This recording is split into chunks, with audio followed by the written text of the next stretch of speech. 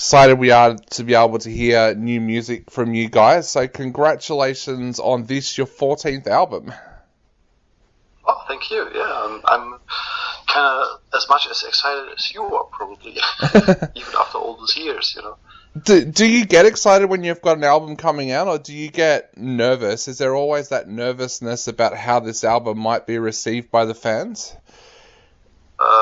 Not anymore. It was kind of that feeling at the beginning of the band's career, because, you know, you are not certain, and, you know, when you start with a band, you sometimes need some, you know, support from your fans to find your own way. But right now, after all these years, it's more like excitement. It's more I'm not nervous because, you know I put so much energy and, you know, passion into that album that even though those fans would say, "Oh, this sucks," I would love it anyway.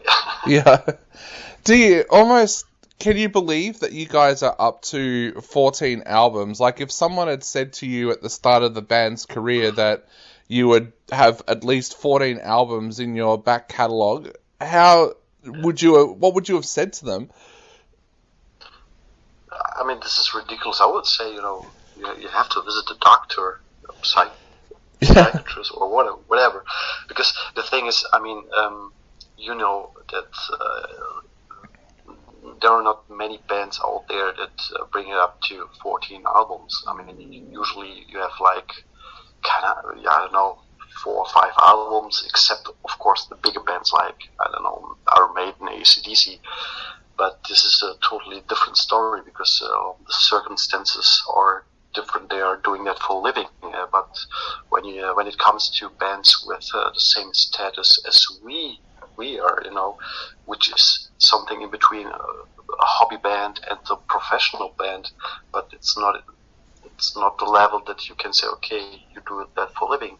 Usually those kind of bands don't survive that long and are not able to release that many albums. So this is something I'm truly proud of the fact that, you know, we were able to keep the flame burning, the motivation, and, you know, be able to release 14 albums. Yeah. Do you think there's a secret to how you've kept that flame going? Because like you said, so many bands don't get to that point, and even bands these days that we see come out and make an impact straight away, sometimes they're gone after 2 or 3 albums. So has there been a secret that you think that you guys have that's kept it going for so long?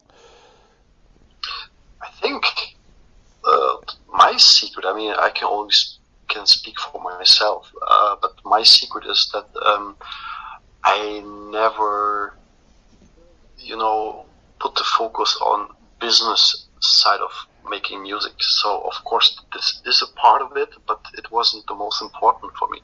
I was always concentrated on making music and making a progress for me, songwriter, as a musician. So the music was always the most important thing. And I just realized, like you mentioned, other bands like disappear after 2 albums. These are mostly bands that, you know, are looking for success and have their goals and certain achievements they just want to have, and if these dreams are unfulfilled, they get, you know, dismotivated, and these are the reasons why those kind of bands split.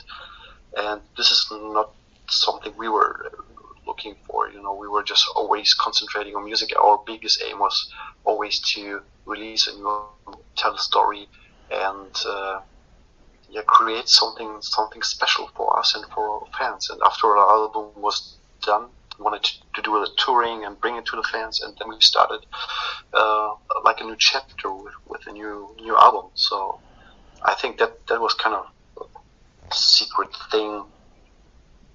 I don't know how you want to call it. Yeah. Bringing the interview around to Wolfbite, what can your fans expect to hear on this album? You've teased the fans and said on Facebook that this is going to be a heavier album than normal. What can fans expect to hear on this album, and why do you feel this is heavier than what you've produced in the past? Because the thing is, we were doing concept albums, lyrical concept albums for a couple of years, past years. and it was a neutral process that the story about a lyric which is the main character of the Realms of a Doric world, which is the story that Wolfbite is based on, is very dark.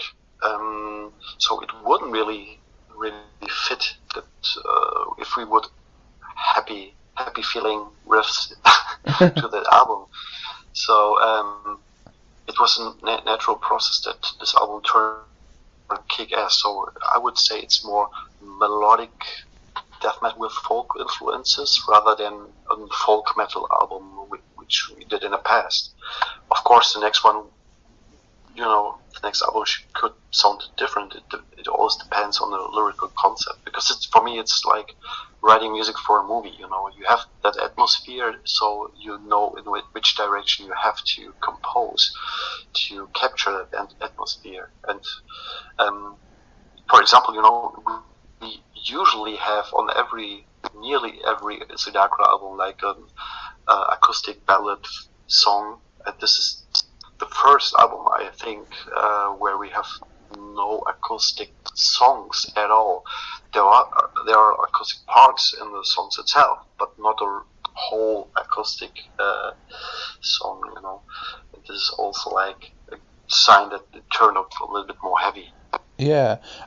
You mentioned that you try to capture that atmosphere. How do you capture an atmosphere that's darker than what you're used to? Like, did it kind of change your writing process, or did it change your mood during the writing process trying to catch that darker element?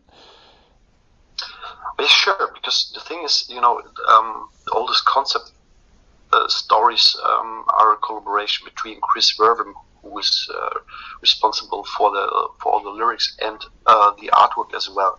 So before we start writing a new album, we or I already know how many songs it's going to be, which part of the story is told by which song. So the thing is that I already have an imagination in my head, in my mind, about how this album will sound like and how how the songs will sound like. So the story, the lyrical concept is very, very important for the fact how the whole sound of the album will turn out. And that was something that, really give us that path on Wolfbite to make it more like melodic death metal kind of album. Awesome. Well, we cannot wait to hear what the album is going to sound like. It sounds like it's going to be absolutely amazing. But how did you guys actually go about recording this album in the middle of a pandemic? Did that kind of throw up any curveballs that you guys weren't expecting?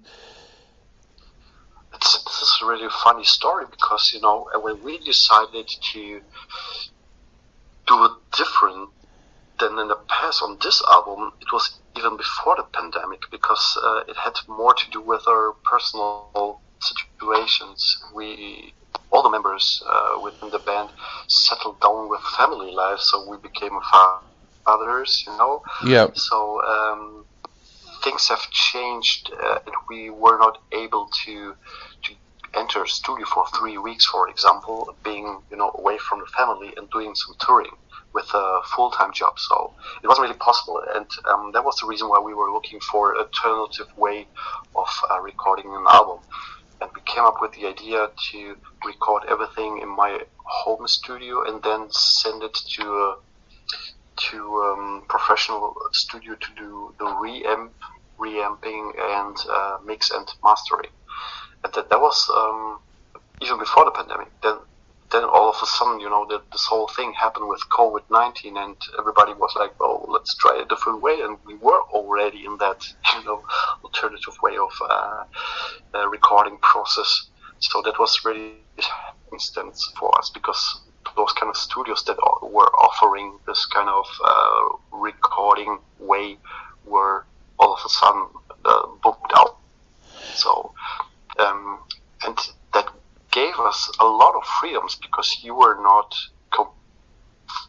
until a special deadline, and you are not limited like you are in a studio, because in a studio, of course, you have a limitation of how long you are in the studio. Like, for example, 3 weeks, and you have an 8 hours day. So sometimes, after the recordings, you go home, and I think it's like half a year later, you listen to the material and realize, oh, there were some things you could change and stuff like that. And this time we had the freedom to take the time we just wanted, because we have no deadline when we will enter the studio, so we could work as long as we were thinking, okay, this is it, this is like 100% the thing we just wanted to do, and then send it to the studio to do that mix and master. Yeah. Does it make it more relaxing for you as well, without having that timeline that you can actually just take your time to do it? Does it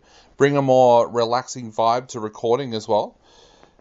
Oh, sure. I mean, you can record whenever you're in the right mood. And if you're feeling shitty and you have to do it because you're in the studio and you're paying for that day, if this happens in this situation we were, like, you have a stressy day or stressy week, so you can say, okay, I just push it and gonna work on the material next week. And this is also something that had a very positive effect on that album, because I think you can hear that relaxing mood of songwriting. So it's everything was like kind of too perfect this time, because usually you have always some struggles you have to deal with, but this time everything went very smooth. Yeah, that was cool. Now, talking of the pandemic, what's the situation there like for you now? Are you safe? And also, what does it look like for opening back up so that you guys can go out and do some shows to promote the album as well? I think the situation isn't as good as in Australia, because I heard you guys have a better situation. We still have a lockdown here. I mean, this is we had like a third wave. Yep.